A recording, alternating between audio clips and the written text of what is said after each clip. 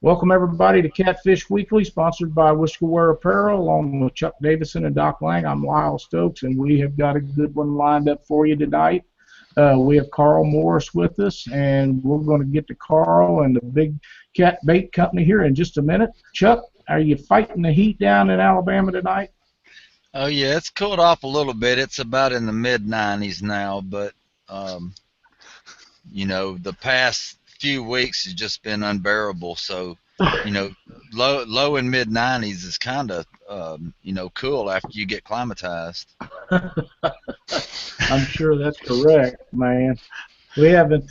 We had a pretty good day here. It was cloudy and rainy all morning. We got a big pecan tree in our backyard. I got a guy trying to remove for me, and it's been so wet that they can't even, you know, get in to get it done. So I'm be very happy to get that damn thing out of our yard. It's just a pain in the butt. Doc, how's things in Ohio? Hot, dry, no rain.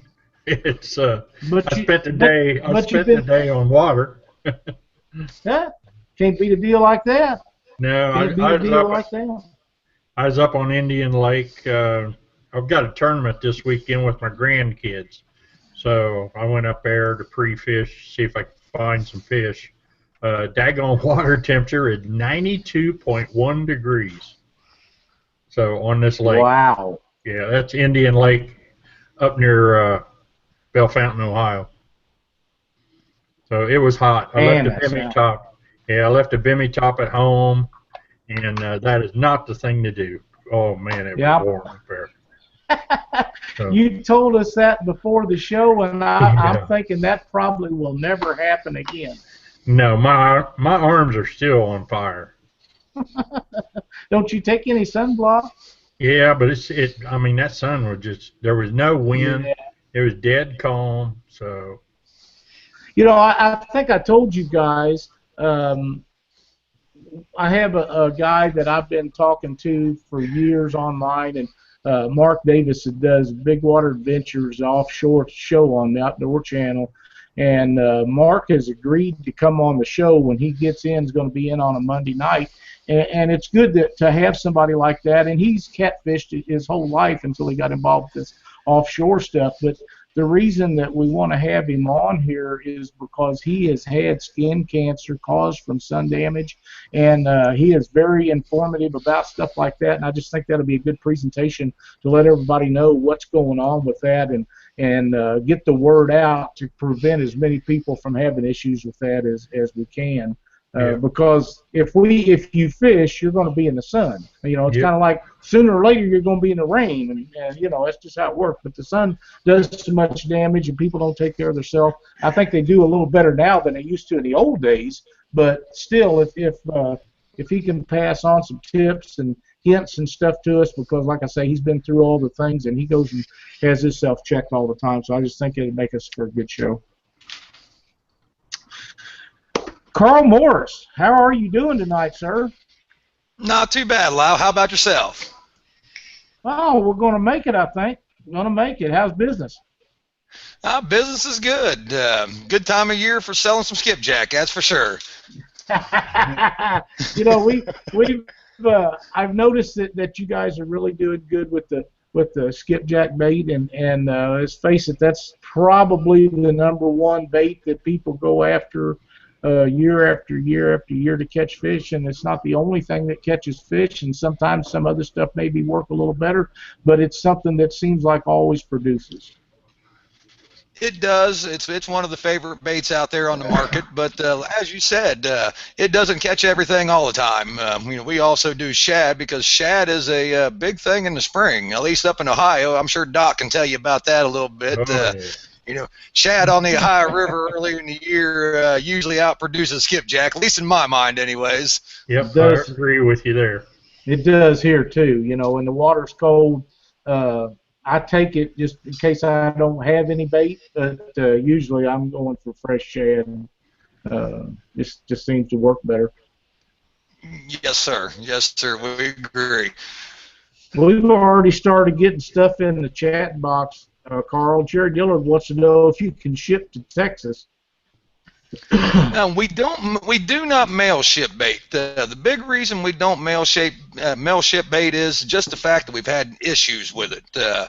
We are really big on the quality, and we put our name behind the product. And unfortunately, once it gets out of our hands and gets in the hand of some of the shipping companies, they don't always get it to where they say they're going to get it on time. And then you got a problem with the bait being thawed, which just compromises the quality to us. And that's just it's a market we chose not to be involved in just because of the quality. And that's you look at what's out there on the market, there's a lot of bait out there. A lot of guys do it, and a lot of guys do it really well. But we've tried to figure out a process to produce the best frozen quality bait that we can, because at the end of the day, fishermen only got so much time. And when the worst thing there is you plan a trip on the weekend, you go head out, and you crack open some bait, and it's hard to tell when it's frozen if it's real good or not until you open it up. And you open it up, you're out there on a Saturday, and you realize you just don't have the right stuff to go after the catfish that you're looking for, and it just kind of ruins the weekend. So it's something that we really strive hard with. But no, we've had a lot of questions about mail shipping bait. It's just unfortunately a market we choose not to be in, but we do truck deliver bait all across the United States. We truck deliver loads that are frozen to guys. A lot of guys, kind of like maybe the gentleman in Texas, they get 3 or 4 buddies together and can afford to get a load, which is a lot better price than what you get at most of the bait stores. Cool, good deal. Ricky Poole would like to know what's your transporting radius. Pretty much, I'll say Midwest. I mean, we've been out as far as outside of Kansas City, and we've been all the way over down to Florida, all the way up to New York City at this point in time. So, I'll say Midwest. If the load is worthwhile, we'll take it just about anywhere. Good deal. Good deal. Yeah, if you guys get enough people in the area that's wanting them to where you can make a trip to cover them, that helps a great deal, doesn't it, Carl? Yeah, that's what we've told a lot of guys, because most of the time we need about an average of 500 skipjack to put the truck on the road.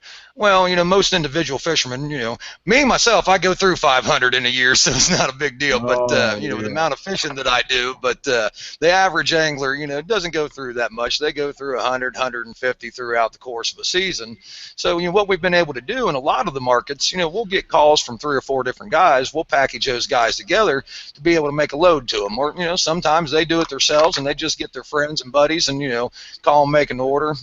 We've got several groups scattered out throughout the United States that we've been working with, throughout the year, doing just that. Awesome.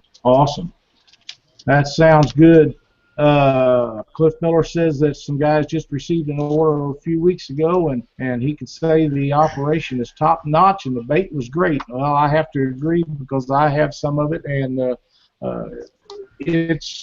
I don't believe that even the ones that I catch and put up is as good as what you do. And some of that may pertain to that sealer unit you have, because it's just amazing. I seen it down at the Catfish Conference, and I was impressed with that baby.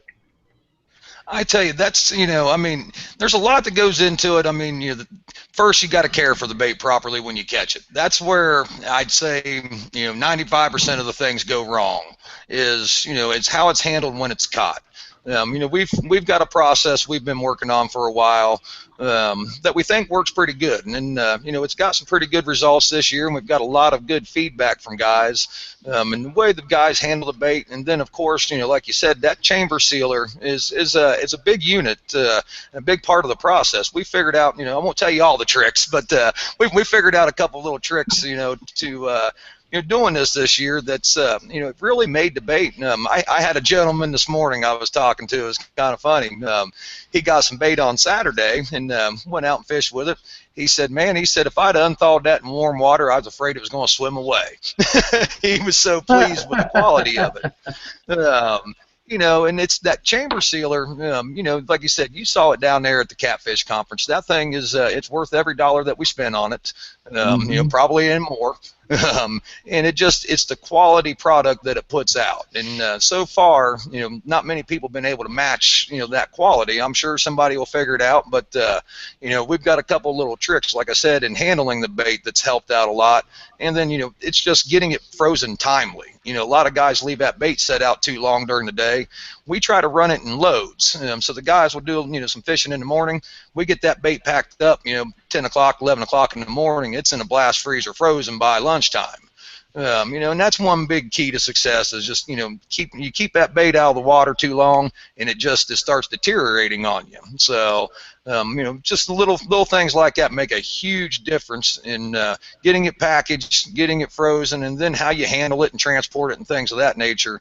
Just, you know, all that into one makes a good quality product. Yep, so that's what you got to have to be successful. Well, Chuck, are you ready for him? Oh yeah, I'm ready. All right, man. How you doing, Carl? Not too bad, Chuck. How about yourself? Oh man, couldn't get no better.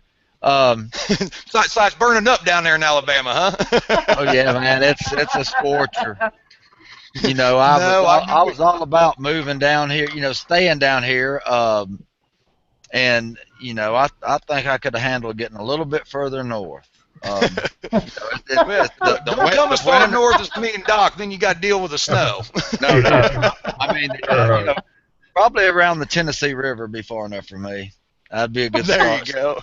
They don't call that north, man. That's north to me. That's North Alabama. Yeah, Oh, I was talking to David. I was talking to David Arrington today, and he said for me to tell you thanks about getting their delivery to Eufaula last week so fast. David called them on Tuesday morning after a few of them had already started trying to get bait up for the Big Cat Quest Eufaula event, and they all said let's make an order, and then it showed up Thursday, 600 skipjack, fresh, ready to go. But you know, the event fell through, so you know, now they got some skipjack to mess around with, but the bait guy didn't fall through, so everything was good. Yeah, no, I met David, you know, a while back. We'd went down and fished a tournament in Columbus, Georgia. It was actually the one we won our first Angler of the Year award on. And I know David, we was actually just talking about it last week when we brought the bait up. He's still after that fishing spot that we had down there during that tournament. He says he's just amazed because we still, out of all the tournaments they had, we turned in the highest weight in all their tournaments they ever had. So he's been hot after that fishing spot, so I shared a few GPS coordinates with him so he could get to it. Awesome. But no, those guys called up, and I know you know, they'd tried a few other sources to get some bait, and you know, David called me up. He said, "Man, I know it's short notice. You know, what can we do?" And you know, we worked. The tournament did fall through, but I know they did go out and catch some nice fish Saturday night anyways, even though it wasn't a tournament. They threw one together themselves and had a good time, so I know some good fish got caught anyways. Oh, yeah, that's right. How many employees do y'all have working now? We average about 4 to 5. You know, we've got a part-time guy that helps us out once in a while, but between you got me, you got Keith, you got Sean, you got Amanda, and we got a few other people that participate with us as needed when times get tough and we need a little extra bodies to help us out. So it's something that you know, we started out. We didn't really anticipate it, you know, getting this big this quick. You know, it was something. There's always been a challenge getting bait. You know, I've fished tournaments for a long time, and you know, I've always chased bait, and I've always, you know, Keith Moses, who I'm, you know, partners with in this business, used to always buy bait from him and Tyler. You know, I made the decision years ago that it was worth the investment to buy the bait to give me the time to be able to go out and, you know, scan, pre-fish, or, you know, whatever it may be. Because when I looked at the math, you know, by the time I drove down to Kentucky Dam, or I drove down to Wheeler, or wherever it was, Cordell Hall, to get my bait, by the time I figured up my time, my gas money, and everything else, heck, I usually had more invested in it than I did if I had just bought it. So I'd made the decision a long time ago to buy bait, and it's always been a challenge. It's one of those things at tournaments that guys, you got a lot of new guys getting involved in the sport. That especially up here around our region, they just don't have access to skipjack very often. The Ohio River just don't. It's always up and running in the spring, and you just never can consistently count on being able to go get bait there. So most time, anybody from around this neck of the woods, we got to drive 300-400 miles to find a skipjack. Right. So we kind of decided we would start, doing some things with it, and it just got a little bigger and a little bigger and a little bigger, and it's growing every day now. So it's just something we've seen a real need for, and decided we would try to help fill that need this year. Awesome. Yeah, I was, I started off when I got out of the Army working at a chicken plant. That's where I got a lot of my maintenance experience. So I was in further processing, and we had a ton of vacuum sealers. We called them CO2 machines because, after they pulled the vacuum down, they would put just a small little blast of CO2 into the bag to make sure that all the oxygen was depleted. But, man, them things, the ones we worked with, they were, really fast, high volume. But I could imagine that was, 25 years ago. I can imagine the technology out there now. No, the technology with that machine we got, what's nice about it, it turns out a consistent product no matter who's using it. And that was one of the big keys, with some of the different vacuum machines that are out there, they were hit and miss on the sealing of the bags, the quality of it. The difference between a big vacuum sealer and a chamber sealer is a vacuum sealer sucks. It sucks the air out of the bag, which also pulls on the fish. It pulls that juice out towards the scales. You cut open a skipjack that's been vacuum packed versus one that's been chamber vac packed, you'll see a huge difference in where the blood is in the fish. You look at the blood in a chamber machine, it stays right around the backbone, right where it's supposed to be in there. You look at it in a vacuum machine, a lot of times it pulls it away from there, and it just that stuff falls right out once you throw it in the water. So that's one big thing with that chamber machine. I was showing guys down at the Catfish conference, they were amazed. We were sealing up bags of water down there, and guys just thought that was just the cat's meow. They couldn't understand how a vacuum machine could seal up a bag of water and not spill a drop. But that's the technology with that machine, and that's the big difference. That helps the process with the quality of the skipjack and the shad as well, because we do the bag shad, and both of them come out just pretty. Exactly. I was privileged enough to be able to see the demonstration at the Catfish conference, and I was very amazed with that equipment, and I think y'all made a great investment when you got that. I had a guy that just messaged me. He said, would you mind sharing the prices, per volume? Well, the pricing varies by delivery. We have a base price for skipjack picked up in Columbus, Ohio, and Florence, Alabama, and then delivery is based on exact location. So pricing varies a little bit, but because I got going to Kansas City, there's a heck of a difference in the delivery charge there. So we've got a base price that we work off of, and then we have a delivery, which usually averages about, I'll say 50 cents a mile is about the average on a delivery cost to get to places. But with that, we're still able to sell skipjack at a lower cost than most, stores, most wholesale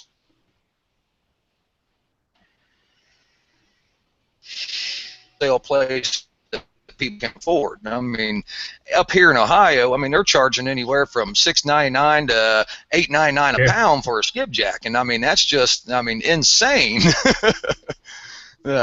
So the pricing is something. For one fish. Yeah, and that's you figure, just give an idea, to get out to Kansas City, we're selling fish at $2.50, delivered to Kansas City. So we think we found a niche there. When we figured out how to get it, we package a few deliveries together, so it makes it worthwhile to get the truck on the road. But pricing basically it varies by location. If the guys want to come pick it up, we got a standard price in Alabama. You can come down there and pick it up for $1.50 a fish. But delivery after that, all is based on final mileage and quantity, because we do give quantity breaks on large loads. If you go over 500, you get a price break. If you go over 1,000, you get a price break. So it's not something I can spit off a price sheet to, because it varies, because we just try to make it as reasonable as possible for everybody, and one price doesn't fit all. It's kind of the method we took with it. Okay. Are y'all just mostly getting your skipjack on the Tennessee River chain, or do y'all go over to Mississippi and Cumberland and places like that?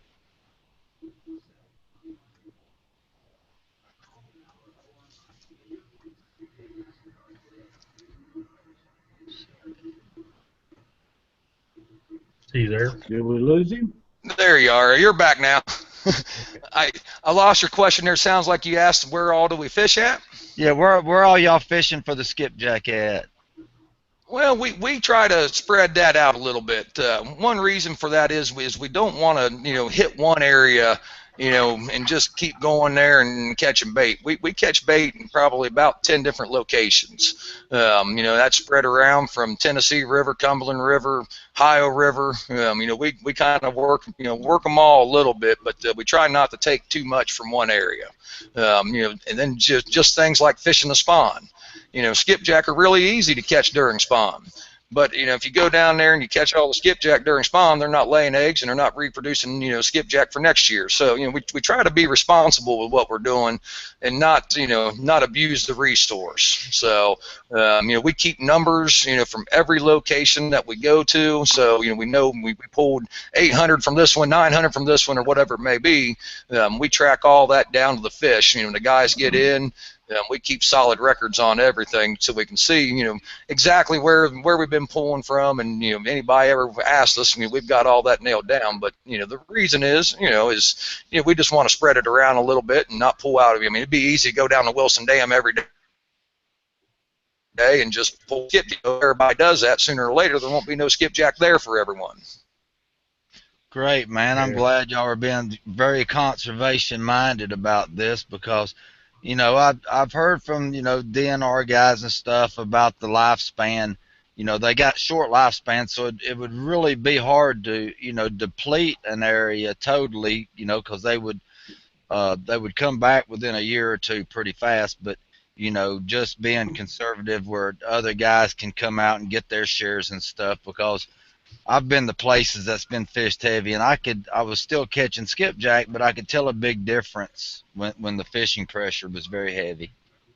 Well, and skipjack is something that you figure in the last, I'll say 3 to 5 years has really become even more popular. It's been, since 15 years ago it started gaining steam, but as the sport of catfishing is growing, obviously the demand for skipjack has increased as well. So it's, there's a lot of guys out fishing for skipjack on a daily basis. There's guys scattered all around, and just like you said, we all got to be responsible with, not only skipjack, catfish, all, the whole thing all the way around. But that's just something that me and Keith had talked about, and and decided that, I'm big into the catfish regulations. I live in Ohio where all the pay lakes are, and I've had the first-hand opportunity to see what depleting an area of a resource can be. I just fished a tournament last week in one of the pools that's been hit the hardest by commercial catfishing around, and there were some good fish caught, but the majority of there's a lot of good teams down there that caught a lot of fish, but there's just not many big fish running around that pool anymore. And yes, skipjack has a quick life cycle. They lay a lot of eggs, each year. An average skipjack will lay around 100,000 eggs, but still, if we all go to the same fishing hole, sooner or later, there isn't going to be a lot in there. Right. What their lifespan's like 3 or 4 years or something? 3 to 4 years is the average, yes. I think they call it actually 2 to 4 because they're kind of like shad. They're a popular forage fish for catfish, striper, and things of that nature. So what's not getting caught is getting ate up by all the game fish down there too. So they've got it coming and going. Exactly. And the migration, to and being able to get to the ocean back and forth, I really don't understand that concept, but I know when the Coosa River, before it got dammed up, you know, we don't have locks on the Coosa. But the Coosa used to be have skipjack in it. Then when they dammed them up without locks, over the years the skipjack just totally disappeared. They're still on the Coosa below the lower pool on the Alabama River, but they're not up in the Coosa anymore because by having a complete dam with no lock, it did something with the migration and they just quit producing. Yeah, no, the dams, you know, we're fortunate enough on the Tennessee River and Cumberland Rivers to still have the numbers of skipjack, because when they started building the dams, that is one thing that actually hurt the population of skipjack for a while. But, you know, fortunately, you know, you leave something somewhere long enough, a lot of times it'll adapt.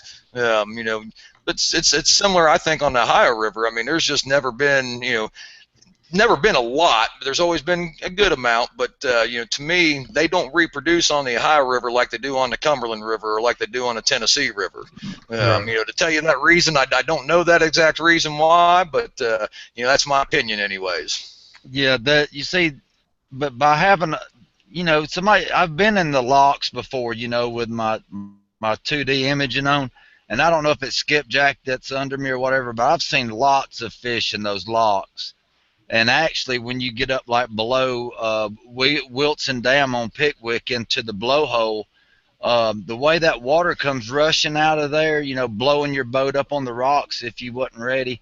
And those skipjacks are right back in there. You can catch them right after that water calms down. So, I mean, they can, you know, handle about anything. But I do believe they lock through. They've got to be able to. And that's what killed the skips on the Coosa, because, you know, there was no transport on the Coosa with barges or anything, so they decided not to dig a lock, and so there's no way that fish can get up river. Right. So no, totally I agree with that concept. Yeah. So, you know, if you can go all the way to Knoxville and catch skipjack, and that's a big migration if they're still able to get back and forth to the ocean. I'm not sure about the migration they do, but you know, it's the locks have to have something to do with the you know, the diversity of them skipjack.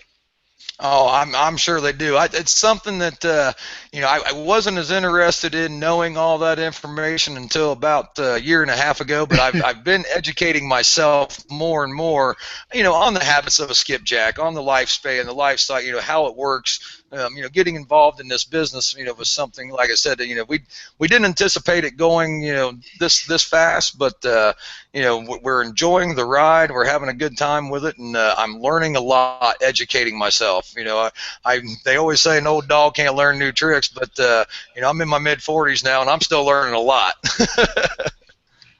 I heard that. Just a baby, ain't he, Doc? Yeah. Just a baby. Is this right here going to slow down your tournament fishing in any way at all? Or are you going to keep on keeping on 100% like you have been? And right now I have no plans of changing the tournament fishing. That's something that I really enjoy. I have a great time at it. So, you know, and most of the time I think the thing that hurts my tournament fishing, I think now I supply everybody skipjack, it makes it easy. So I think that hurts it a little bit. But, you know, we used to be the guys that would drive 6 hours, do whatever. You know, there was only used to be a handful of us that would do that. And the other guys would be satisfied with whatever they had. But we've made it easier for guys. And so that's up the level of competition. But no, right at this point, you know, Keith, you know, I handle all the sales with the company. Keith handles all the production. So he's the one kind of in the trenches, you know, making sure the guys are, you know, in line, got what we need, got it packaged right, and you know, he's the one getting the deliveries going. I'm the guy doing all the selling and setting everything up, and you know, speaking to everybody. So between the two of us, we think we've got the workload split up pretty good. Sean, who you guys probably all know, Sean used to fish with me for a number of years. Sean's actually relocated to Alabama over the winter time, so he's down there to help oversee things. Between those three guys and Amanda by my side, I feel like my fishing will still be there, and I hope I can still attend as many tournaments as I do now. Awesome. What about Jeremy? Y'all got him working on some part-time? Jeremy's actually he's involved. He comes over and helps catch in his spare time. He's going to be involved in the Mississippi Monsters Week. He'll be there. The Bruce Midkiff tournament that we're doing for Josh Vanover. Jeremy will be involved in that week as well. So we dust Jeremy off when we really need the big guns help. I heard that.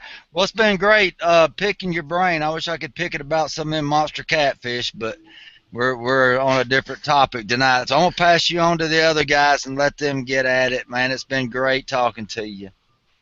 Thanks a lot, Chuck. You can call me anytime. All right, man. Hey, Carl. Hey, Doc. How you doing? All right, buddy. Okay, actually, you answered quite a few of my questions when you were talking. One question I do have is, what all do you sell? You sell skipjack, but what else do you sell? We sell skipjack. We sell shad. They average about 8 to 12 inches. We run them through the same chamber sealer pack as the skipjack are, and we also do shad guts as well. Those are the three products we have decided to be involved with.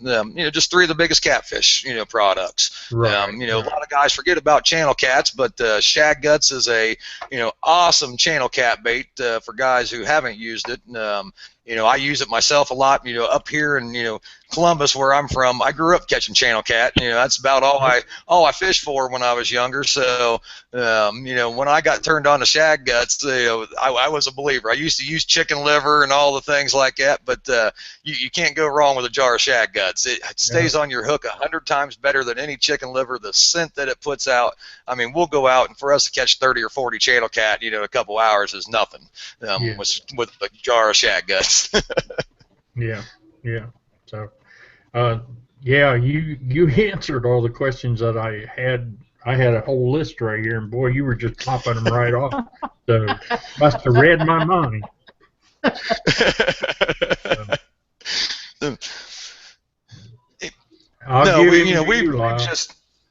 Okay. We got some chat questions, and Tony Caton wants to know if you ever tried the deal like Omaha Steaks deliver their stuff in with styrofoam and dry ice. That's pretty expensive, isn't it? It is, and that's, again, kind of like when we looked at the mail shipping. You can do anything that you want. Yes, can I figure out how to mail ship a skipjack to somebody and keep it, frozen? Yeah, depending on what they want to pay for it. That's the question. With the cost of the box, the dry ice and things, and then the shipping cost, you turn that skipjack into a $5, $6, $7 fish all of a sudden by doing that. And it's just an area we chose. Again, we don't have the control over the final result. And yes, I know those things are out there that you can. Somebody else had mentioned the same thing to me about the Omaha Steaks, and it's something that yes we looked into, but just with the cost involved. We decided it just wasn't for us. I know there's some guys that do it, and I've been on the receiving end of some of that bait at points and times, and it's too much risk for us. We want to stand behind the product that we provide, and we can't do that if we're sending it on a plane, on a truck, or wherever else outside of our control. And then, like I said, just the cost involved makes it pretty pricey, and it's just that's the end of the market we decided not to get involved in.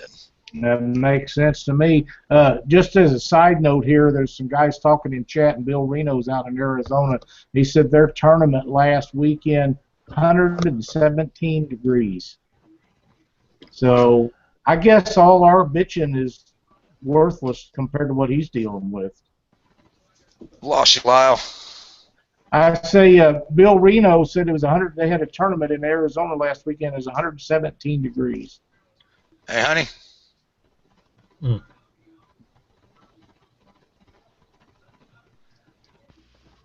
He must be having some cord issues or something. Are you there, Carl? I can hear him, but he must not be able to hear me. I have no sound. No sound. All right. While we're waiting on that, I'll let everybody know. Carl, get that. Can you hear me, Lyle? I can't hear nobody. Yes, I can hear you fine. Yep. Next week on the show we'll have Dan Mueller. He's coming out with a Catfish Now online magazine. He has been doing these Crappie Now magazine for several years, and I visited with him on the phone. Very unique man. He's very up to speed on what it takes to do these and do them right, and we're pretty excited about this. We heard about him, and I got a hold of him, and we talked on the phone. And like I say, this is going to be something that I think is going to be good for all of us, and we'll make it work to where it'll be good. So he's going to tell us how that magazine deal will work out, and I think it'll be very interesting. Did you make it back, Carl? Excuse me. Must not have. And then the 29th of August, we're going to have George Young Jr. is going to be on the show with us, and we will be talking about the Mississippi River Monsters tournament that's coming up. Guys, we talked about this before the show started. Most people, I don't think, realize that Mississippi River Monster tournament is just over a month away. Yep, right around the corner. It'll be on us before you know it, Chuck. Are you ready? No, I don't have no volume on you, dude. Yeah, I'm ready, man. It's unbelievable. It just sneaks up on you so fast, and you're like, God, am I going to be ready? You know, I've just got so much going on. I want to get done before I leave, and I hope I'm able to. But yeah, man, it's just flying right up on us bad. It is, and you know, we're all excited about that, and we're going to be down there for a week, and we're going to do. I know you're not going to be there on the Monday, are you, Chuck? Before the tournament. Well, I don't have a room scheduled for then, but I'm thinking I may can get down there that day. I'm not really for sure. Oh, that'd be great. We're going to be doing a live show out of there at the Pyramid. So anybody that's down there on Monday night and Thursday night, and the reason we picked Thursday night over Friday is because we need to, you know, all of us are fishing the tournament, so we got to have time to go out and pre-fish and do all that stuff too. But right. Friday night is the captain's meeting and all the stuff going on. So we want to do the show on Monday night, and we'll be down there at the Pyramid on Monday, and we'll be down there quite a bit of the time Thursday. So anybody that's down in Memphis that wants to come in and jump in on the show with us, it'd be awesome to have you. We're going to get everything set up, and we're going to have a really fun time down there. Bill's Dance is liable to jump in there. George Young, I know he'll bounce in and out of there. Might even see old Aaron Wheatley. And there's something else. Just about a month after the Mississippi River Monsters, we got Monsters on the Ohio coming right in, following behind it. Man, it's going to be a really busy couple of months for us. Yeah. Did you get things lined out there, Carl? Yeah. I lost sound there for a minute, but I'm back. All right. Scott Woody would like to know how much for 100 in Florence. 100 in Florence are $1.50 a piece, picked up in Florence. Just have to give me a call, make arrangements, and we get him set up. That's pretty reasonable, I'll tell you right now. I'm trying to figure out what Jason says. Do you believe the location of where bait is caught affects the ability to catch fish from other bodies of water? If I understood the question right, catching bait out of a different body of water and fishing it somewhere else, can you say that again? He says, do you believe the location of where bait is caught affects its ability to catch fish from another body of water? No, I do not, because I've got firsthand experience that I can tell you that I've caught bait out of the Tennessee River, took it to the Mississippi River, took it to the Ohio River, caught bait out of Cumberland, took it to Tennessee, vice versa. I've caught bait out of all different rivers and caught, good fish in different rivers, different lakes, all around. So, no, I don't think that has an effect on it at all. So I'd say I'd pretty much just about guarantee it with the success that we have, and you know, a lot of our bait is, you know, going to different bodies of water, and you know, we're going to actually be putting up a little bragging board on our Facebook page, because we've gotten a boatload of guys that have sent us some big fish pictures that they've caught, and so we want to get them posted for guys. So no, I don't think so. Yeah, I don't think so either. You know, there may be some kinds of bait fish that is used that might make a big difference, but nothing that I know of. You know, shad will catch fish in the wintertime when the water's cooler just about as good one place as it will next. I mean, we've caught them out of lakes and caught them on the river. We've caught them on the river and took them to lakes and done all right. And you know, I know I just got a message that said one guy only uses local bait, and that's great. If you have the time to go chase it and the energy and what it takes to do that, and that's what you want to do, if it's working for you, I'd never change it. You know, I really wouldn't. A lot of catching fish is what you believe in. If you believe in it, it's going to work. I'm convinced of that. And I agree with that analogy, Lyle. I mean, a lot of it is the confidence in what you're using. I mean, if you've got confidence in it, you go into it with your head up. You know, a lot of times you do better. I mean, a lot of it's all in your mind. You know, you got to go in there, and if you believe something that, you know, I mean, I got a Lucky shirt, Lyle, that's got holes in it. I believe it helps me catch fish too, but I wear it at every tournament. So I would too if I was catching fish. Absolutely, yeah. Exactly. So, you know, I think everybody's got their own opinion, and you know, I agree with yours. If it's working for him, you know, by all means, keep doing it. Have you ever left that shirt at home and seen that it was the shirt? No, I can't say that I've left it at home. Amanda actually takes good care of me. She knows that that shirt's got to go everywhere with me, so it's in the bag right now. It comes out of the bag, and she actually washes it and puts it right back in there, so she never forgets it. Exactly. So, no, I heard you guys talking. Go ahead, Carl.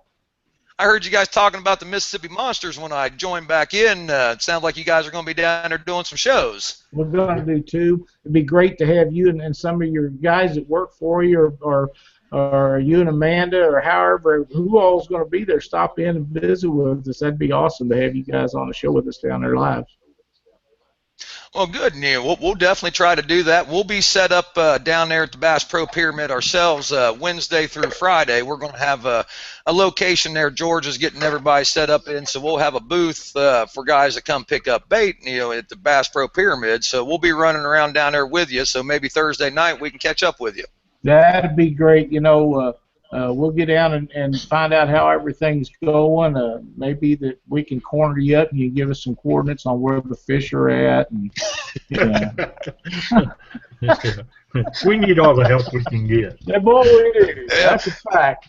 I can promise you one thing, Carl. It's going to be a good time. I mean, we've all been foaming at the mouth since this tournament was announced over a year ago, or about a year ago, and it's going to be a blast.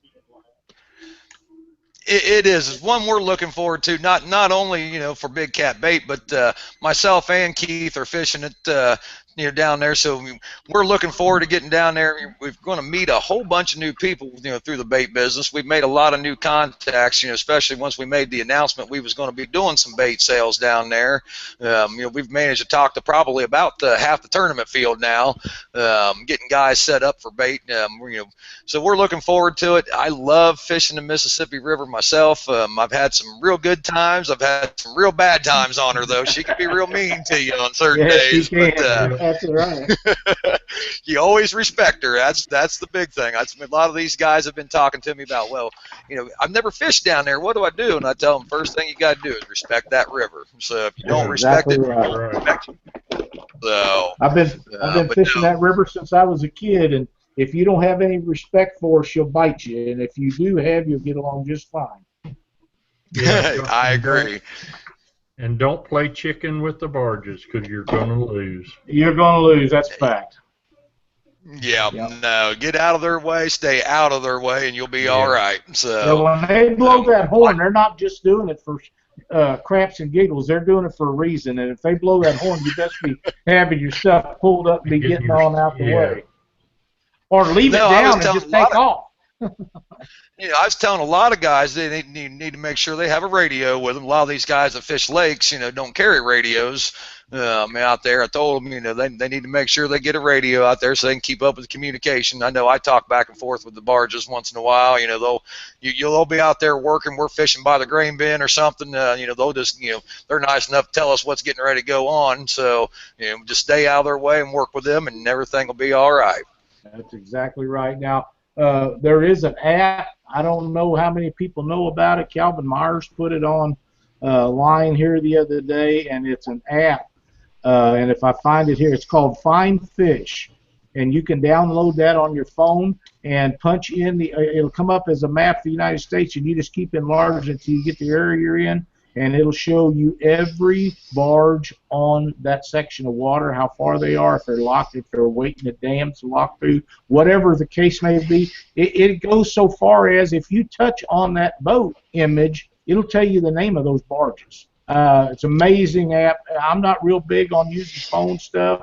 My age, it's kind of hard to do, but that works very simply. It's easy to download, and it's a free deal, and I love it because we got dams up here anywhere from 8 or 10, 12 miles to 25 and 30 from one spot to the next dam, and if you lock through and you're worried about getting locked through the way in, you can tell if they're coming up there, you better get on locked through and be done with it. And if there's nothing in the way, you can fish a little while longer, try to put another fish in the boat in the area that you're working. But if they start getting close, you better get your boat on back through there. You won't get stuck, and you don't get away no fish. Bill Reno says you guys talk about areas that have no skips anymore. Are you successful using frozen skipjack in those areas?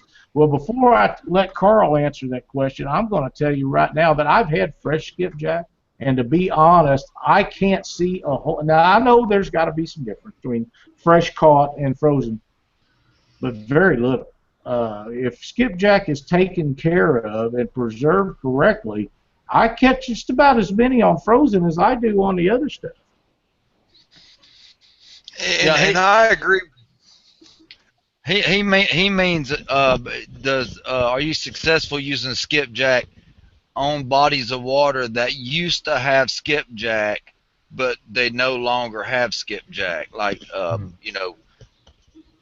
there's no skipjack in those bodies of water anymore. Are you still catching fish with skipjack?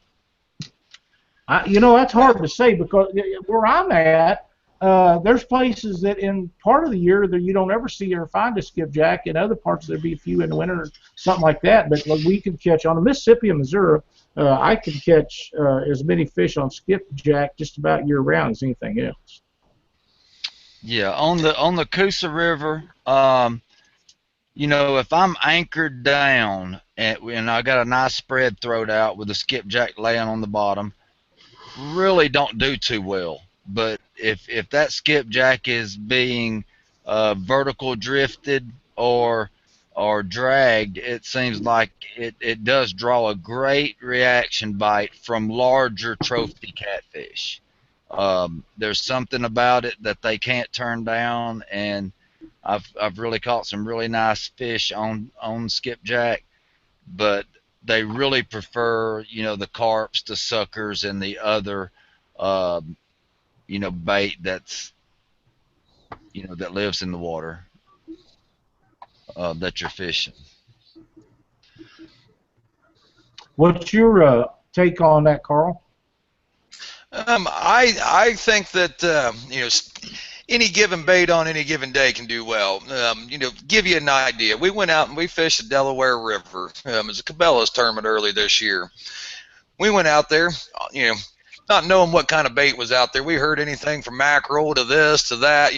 These guys were using. Well, I had skipjack in my freezer, so I took skipjack out to do some pre-fishing with. we went out there. It was mainly a channel cat fishery. We threw skipjack out there. We caught 42 fish during the tournament. Wow. Out there.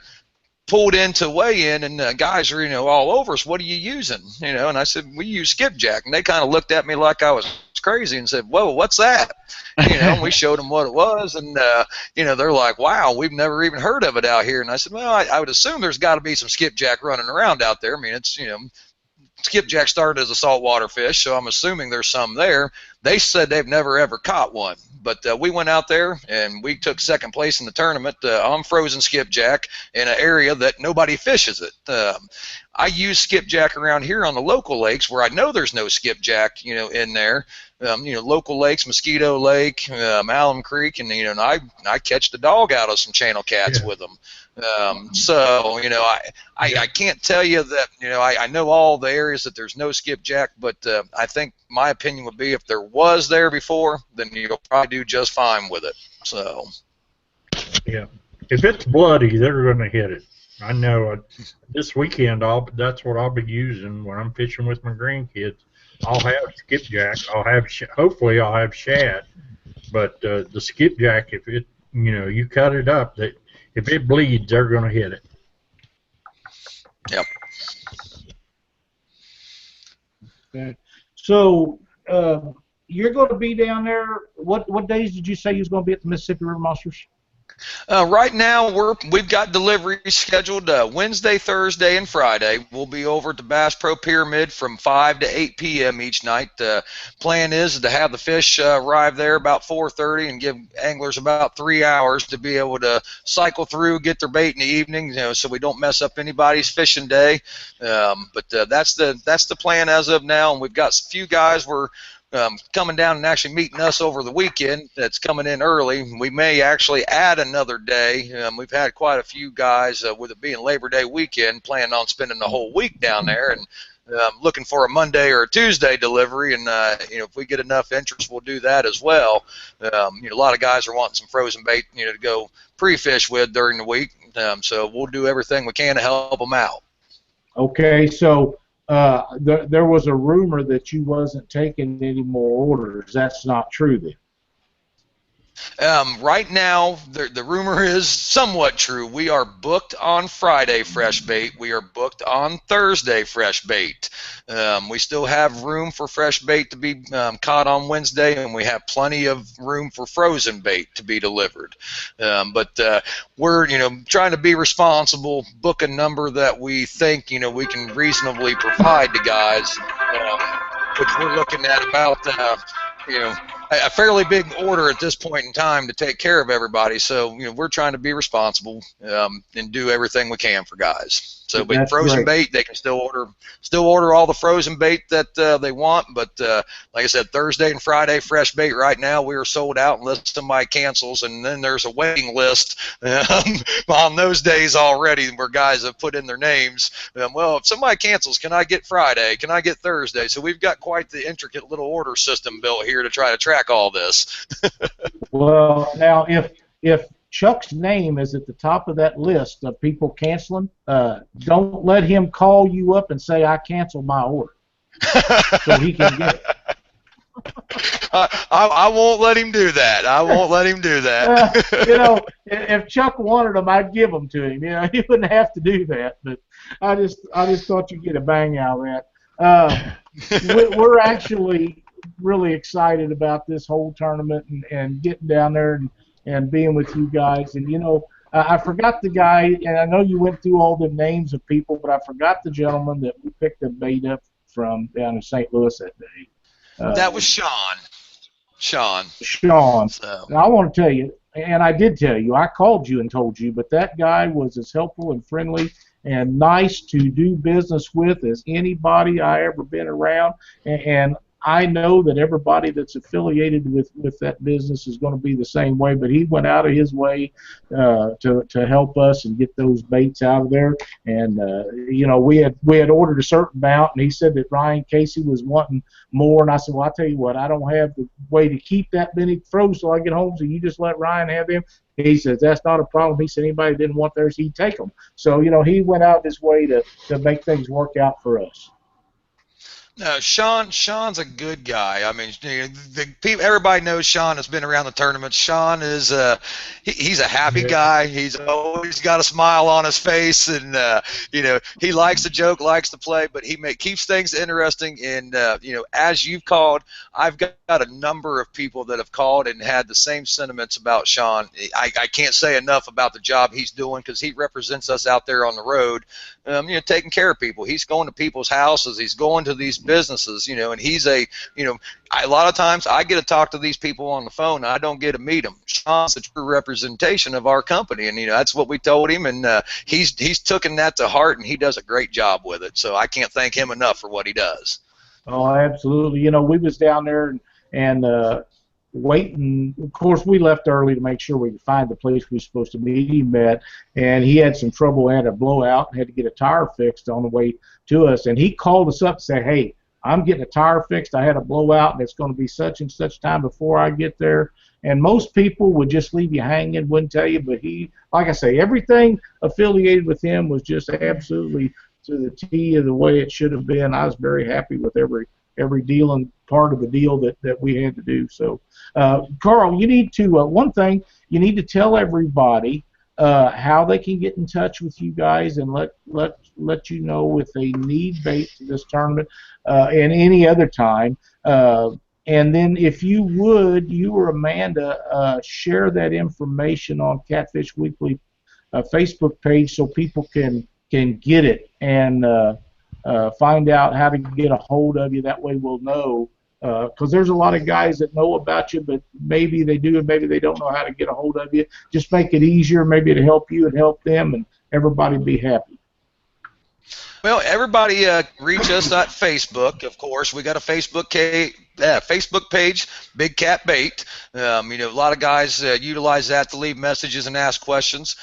Or on that page is also my phone number. My phone number is 614-554-5556. Again, that is on the Facebook page as well, so guys can feel free to call me anytime. Drop us a message. We also have the email at bigcatbait.com that they can reach us at. So it's all listed on that Facebook page, and I'll get that loaded up for you on your page, so that way anybody needs to reach us can get a hold of us. That'd be great. I think, I don't know how much it'll help, but if somebody doesn't have any bait and they need to get a hold of you, that'd be a great way to do it. Cindy just wrote a note on the chat, said he even loaded them in our coolers, which he did, but she wasn't going to handle them anyhow. But I'd had some problems with my shoulder and been to the doctor or something, and he said, "Hell, I'll just take care of it." Boy, he did. I mean, very very pleased with the whole situation. But, so we're going to get down there to that tournament, and you're going to get everybody bait, and you're going to have as much fresh bait as you can get, but you will still have froze bait for if you run out or don't have enough, or everybody takes all that you can take down there on ice, you will still have enough froze bait. If somebody needs bait, you can still supply them with that. Is that correct? That is correct. Our goal is, because a lot of guys, we've actually had guys that have ordered frozen bait over fresh bait. You got some guys that believe in the, our frozen bait as much as they do fresh, so they figured they would save a few cents and order some frozen. So we've got a big mix, but yes, we will have plenty of frozen bait for guys, not only to fish a tournament with, but we're going to bring the trailer over on Saturday. So as guys are done with weigh-in, if they need bait to take home with them, they can circle back through and get with us and get some bait to take back home with them, because I know sometimes that's more economical, especially for guys that only need 50 or 100 and don't have the resources to put together a big load. This is a good opportunity for them to be able to get a hold of some bait down there and take home with them. Absolutely, that's a great idea. Just take you some heavy-duty quilts or blankets and get your skipjack, throw some ice on top of them, throw them blankets over them, and head out.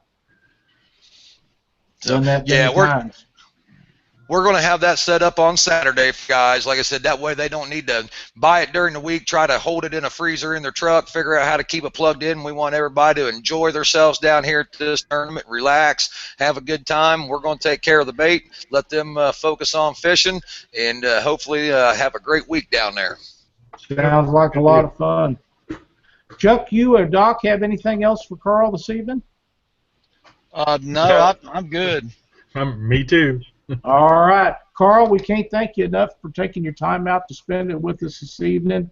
Wish you the best of luck with your bait company. I know you'll do just fine, and we're looking to see you guys down at Memphis. Well, thank you guys very much. Appreciate it, Doc. Appreciate it, Chuck, Lyle, for the invite to be on here. And I always like doing this show. I've done it once before. Amanda did it with you guys, and great group of fellows to be involved with. So thank you very much. I appreciate the time. All right, buddy. We'll see you in Memphis. Thanks, guys. We'll see you. All right. Thanks, Carl.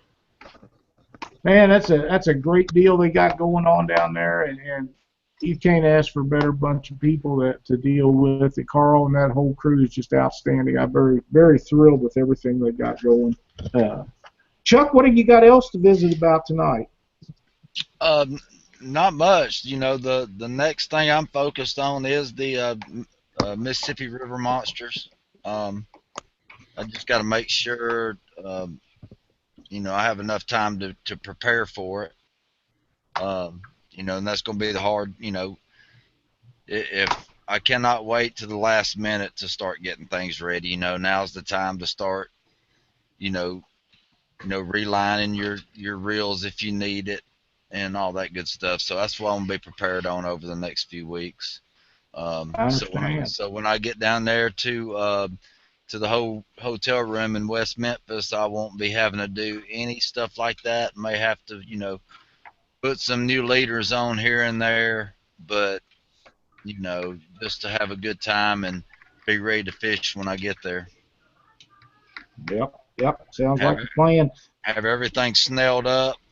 There's nothing worse than getting to an event the night before and having to stay up and snell a bunch of knots before you go to bed and 2 hours later.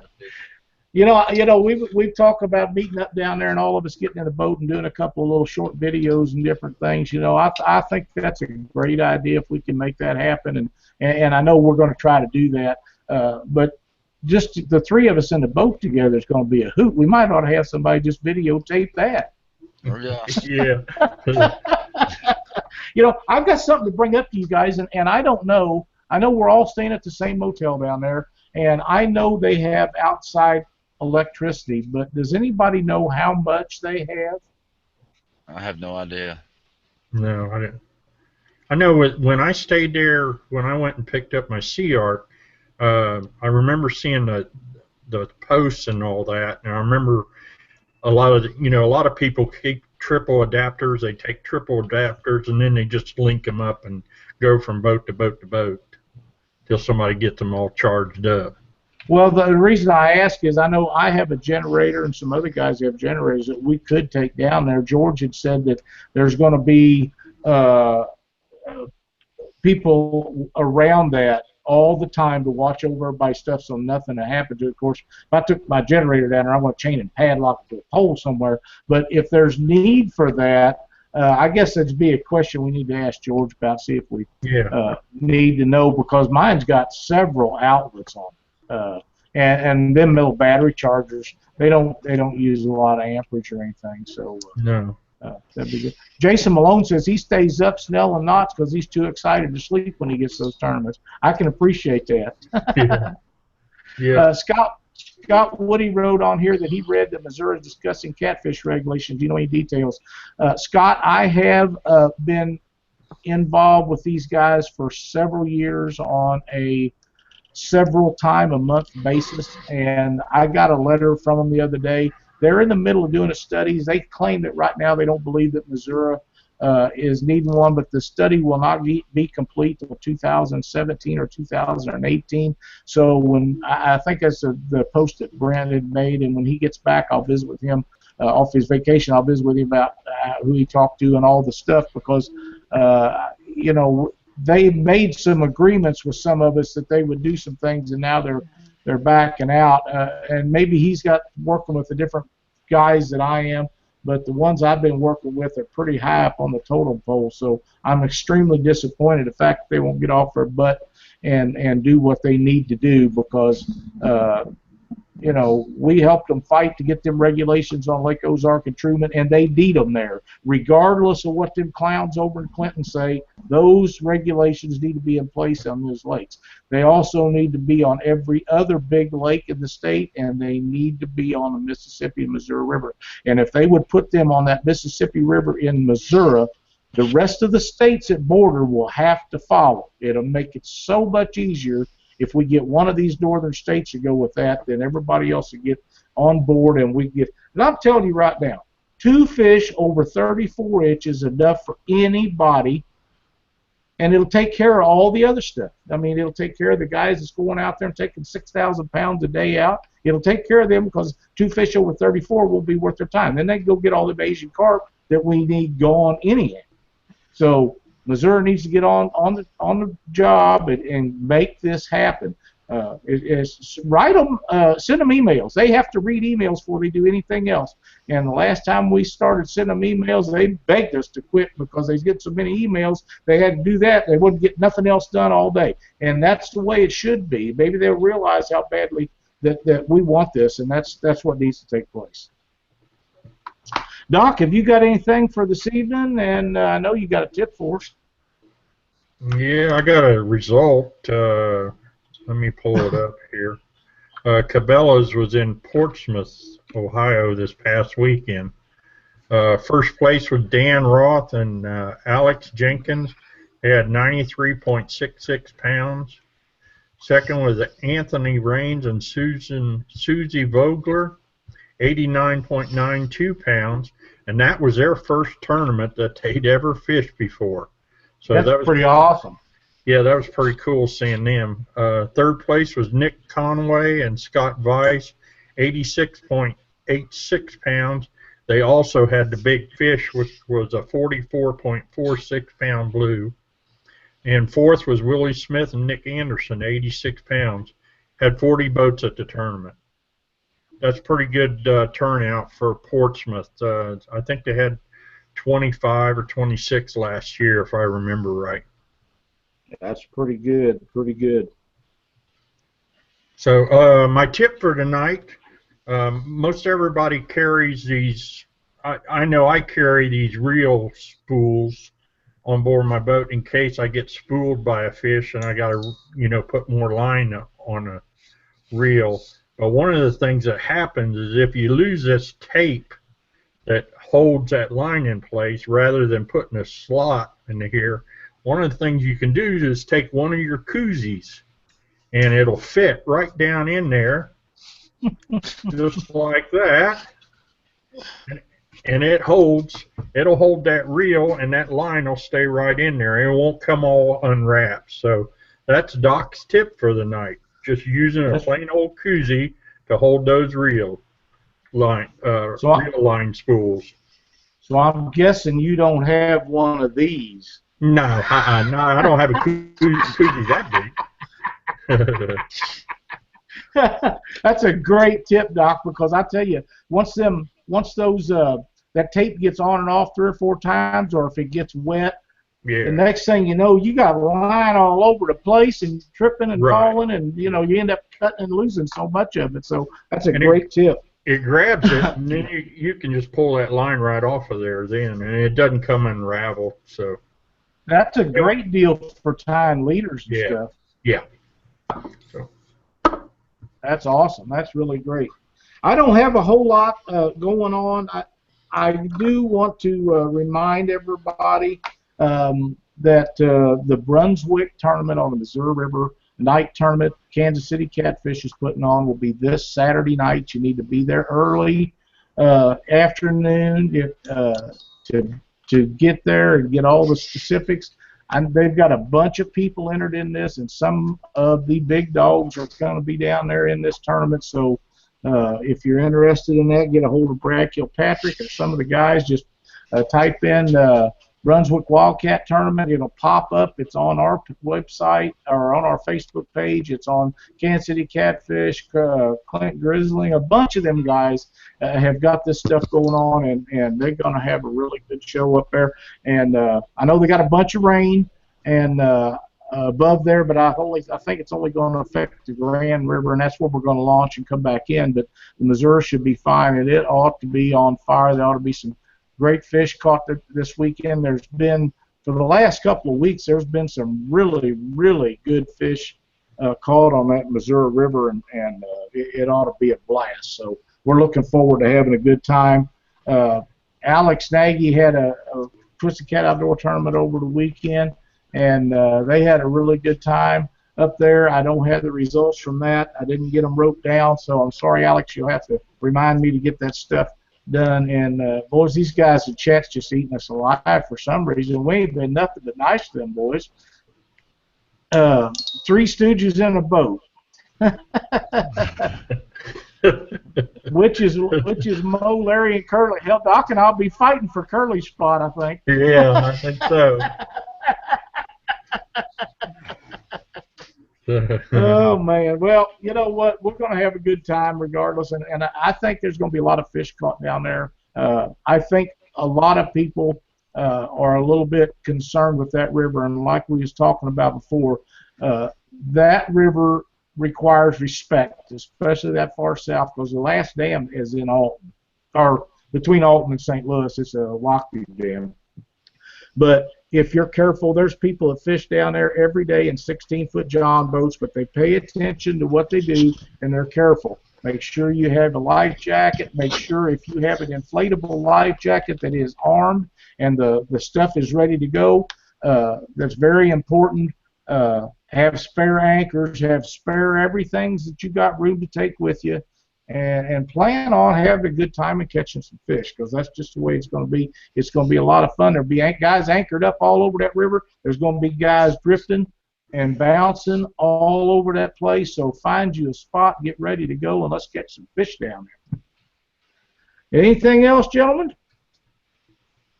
Yeah, because George has been driving me crazy. I've been watching. I worked all weekend. We had a plant shutdown, and then I get on Facebook, and there he is live on there, and he's sitting down there. You know, him and Bill were sitting down there bouncing away. So. Oh man, Bill caught a pretty nice fish. Yeah, it was nice 30 fish. or 40 pounds the other day. Great fish. I'd be happy with 2 just a little bigger than that, which would make our overs, and 3 just a little smaller than that to make our unders, and let everybody try to catch up.